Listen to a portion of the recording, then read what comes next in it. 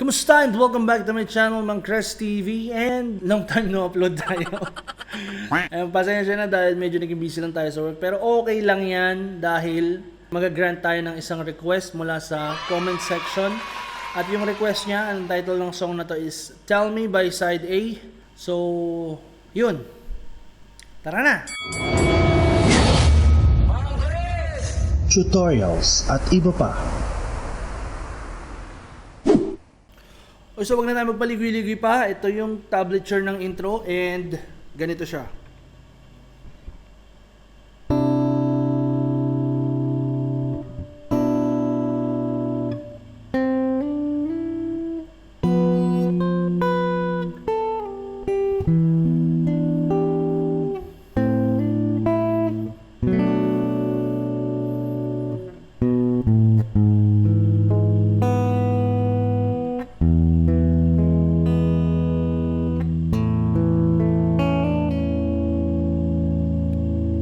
Okay?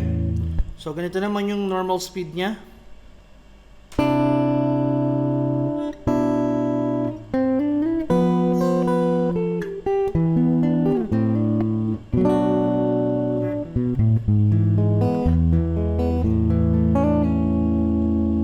Okay? And then, pagkatapos ng intro, di ba yung last chord niya is A-sus? Huwag nyo nang alisin yung daliri nyo dyan para mag-sustain yung tunog and para maganda yung pasok natin sa may verse dahil yung verse, first chord niya is A and then A flat minor plus and then F sharp minor plus and then iusog lang natin ang dalawang fret, di ba? Na ulit siya, A flat minor plus. Okay? And then ibababa natin yan dun sa may F. Pero papatunogin natin yung bass. A flat, F sharp, and then F minor plus. Okay? And then aakit tayo dito sa may F sharp minor 7. 9th fret. Okay? And then E. Ilang yan, parang ganito, parang ganyan. Pero mas sanay kasi ako na gamitin to eh. Okay? E. And then, E flat minor plus. And then, E. Pero tong E na to, ibibilang na natin siya sa transition, papunta sa second verse.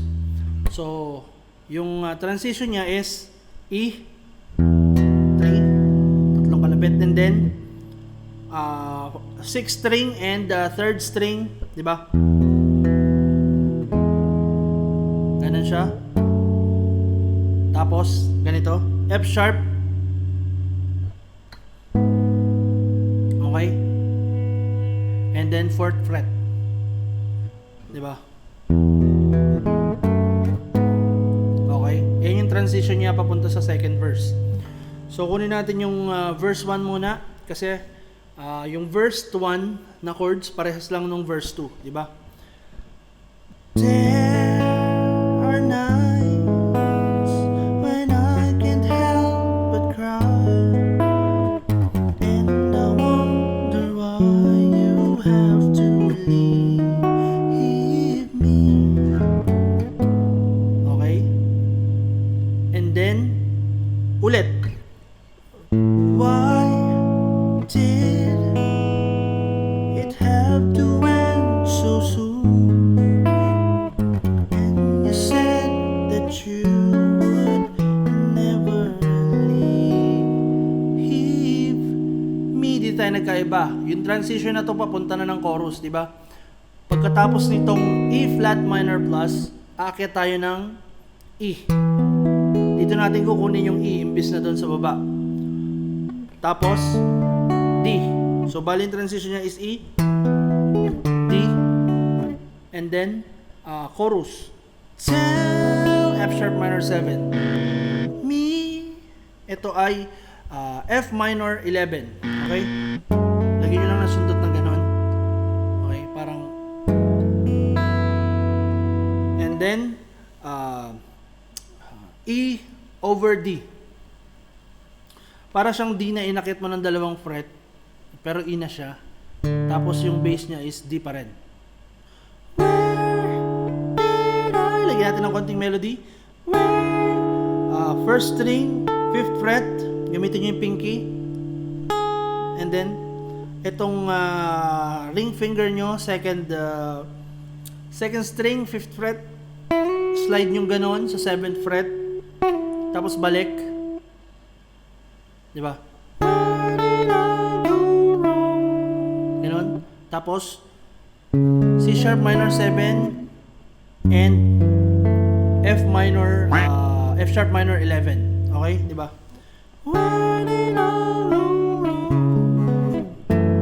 Okay? And then, ulitin natin yun.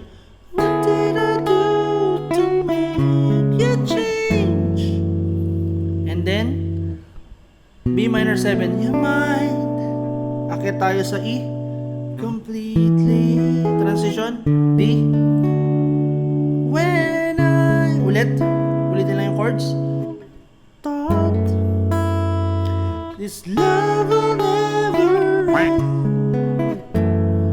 But if it's lost and I still have, I'll let it be. Minor 7 with your... Ikunin na natin dito sa baba.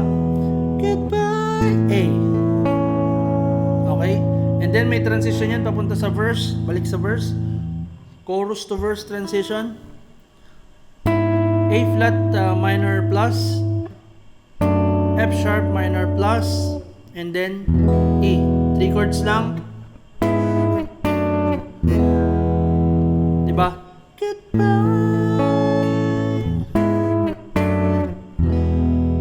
Okay? So, tugtugin natin yung chorus. Diba?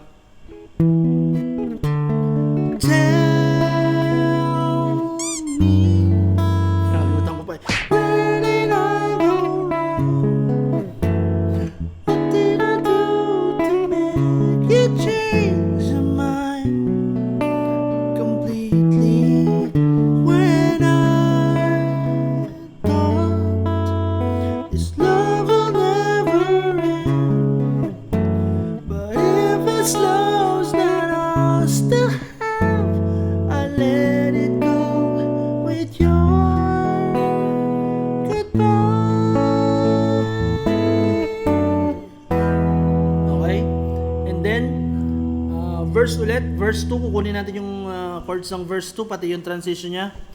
Why did it have to end so soon when you said that you would never leave me? Chorus. Tell, okay, me where did I go wrong? Okay? What did I do to make you change your mind? Complete us when I thought this love will never end. But if it's lost, then I'll still have. I let it go with your goodbye. Okay? Etong last chord na to, bali magiging part na rin siya ng adlib kasi yung next doon sa chorus na yon is adlib na. Diba? Goodbye. And then, A flat minor 7. Pwede nyo na rin kunin dito yan. And then, F sharp minor 7. F sharp minor plus. Tapos, A flat minor plus. Pagdating dito sa chord na to, hindi pala ganun yung kalabit niya. Bale, bagsak lang yon, diba? Kasi, mabilis yung paglipat ng chord dito eh. Diba? Tapos, A. And then, B minor 7. And then, C sharp minor 7. And then, D. Okay? Bali ganito siya, diba?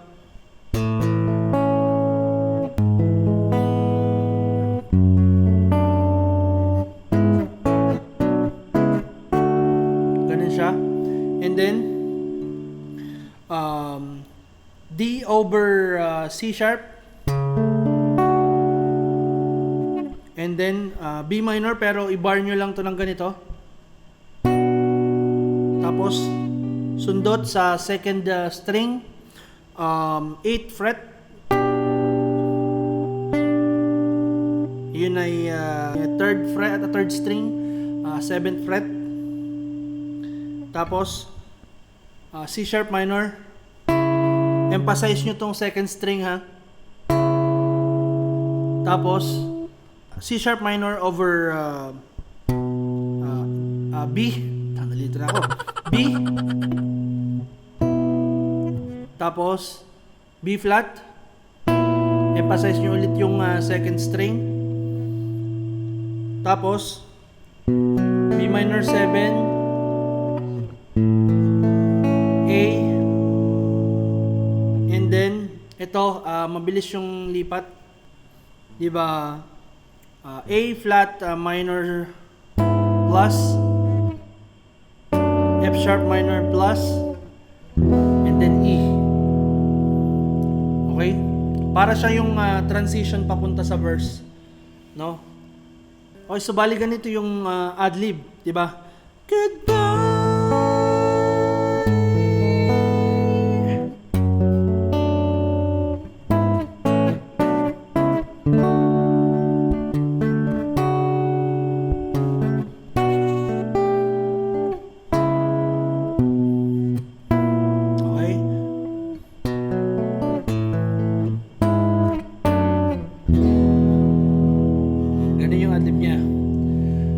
So yun yung pinaka parang rhythm part ng adlib. Yung sa may lead part, humanap na lang kayo. It's the motherfucking Digo Double G. Snoop Dogg.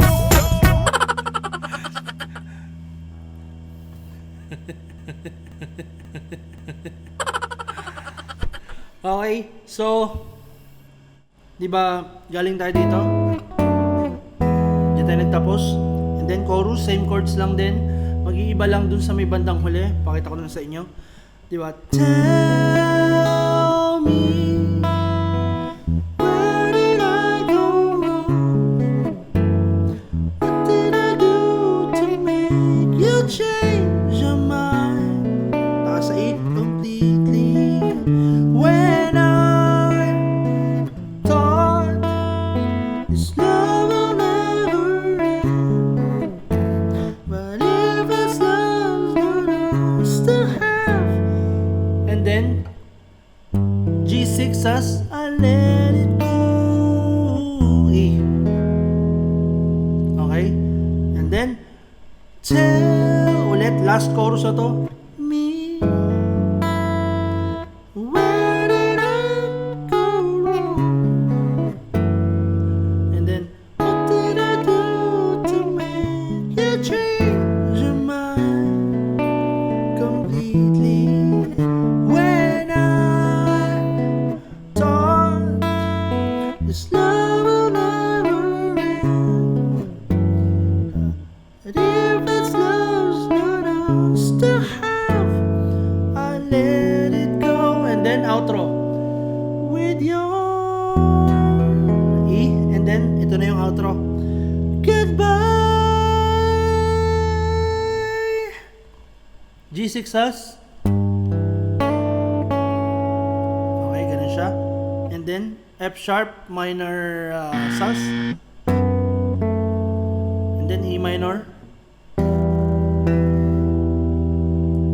Okay, and then A sus. A sus 2. Ulitin natin na intro, outro.